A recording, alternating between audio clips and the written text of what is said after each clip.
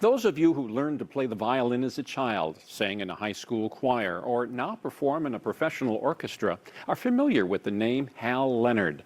The world's largest sheet music publisher, headquartered here in Milwaukee, is a proud partner of an exhibit happening now at a Milwaukee landmark. In our Sunday morning spotlight, Michael Schlesinger takes us to the Villa Terrace Decorative Arts Museum, where the beat goes on.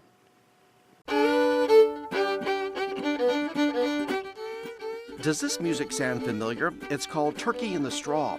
It's also the folk song your neighborhood ice cream truck probably plays.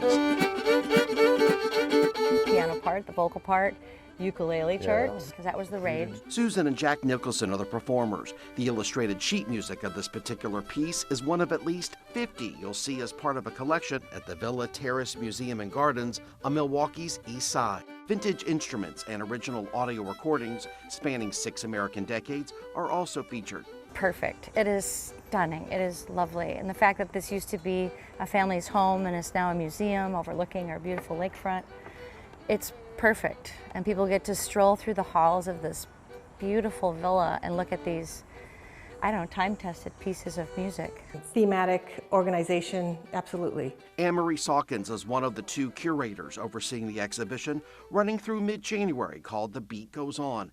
It takes a closer look at the art and history of sheet music from 1897 to 1957, considered to be the golden age of printed musical notation. The variety, it reflects our history. The sheet music became smaller in scale during World War I because of the shortage of paper. So that's a fact that's reflected in the sheet music. She has a favorite of the entire collection. I love How Can I Hidey High.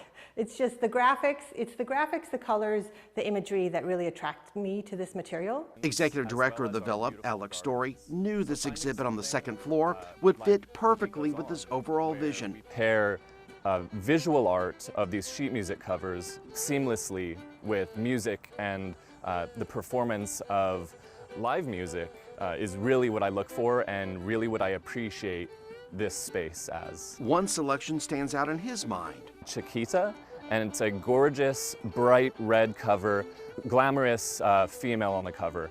And it is just absolutely beautiful and a great example of the Gilded Age of U.S. history. Hal Leonard has its name all over this showing as a sponsor. It's also considered to be the world's largest sheet music publisher, headquartered in Milwaukee since the 1980s. The company's exec VP, Jeff Schradel, explains all the kinds of musical styles put into sheet form. It's everything from traditional classical music and choral music up through pop music. It's for all levels. It's hard rock, it's guitar, it's banjo, it's every instrument, in school music, and all of the above. Les Paul, composer John Williams, and jazz guitarist Pat Metheny are just a few famous names attached to the Hal Leonard name and reputation. Just the same, there's always a need to keep up with the times and even get ahead of them. Many years ago, they had one option. They had a piano vocal arrangement, and that was about it. Now they can get any format, any level, and for any instrument. But now, just listen how simple it all seems. Look at our digital sheet music now. It's all interactive. You know, you press a button, and it plays it back for you. You can change the tempo. You can adjust the key. And now there's assessment technology where you can play, and it'll listen back to you and say, hey, you're a little sharp there, a little flat, or your rhythm was off a little bit, or it's perfect.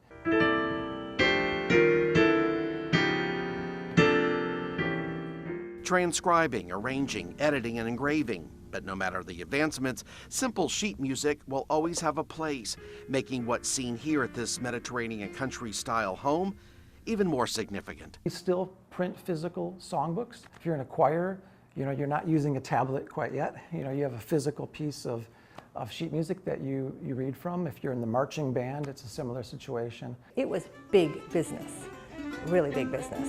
So it's ephemera, but it teaches us a lot about the history of the United States. So much community building and connection we can make to the covers themselves, which show gorgeous illustrations, of course, but also really illustrate our history as a nation and as a city of Milwaukee.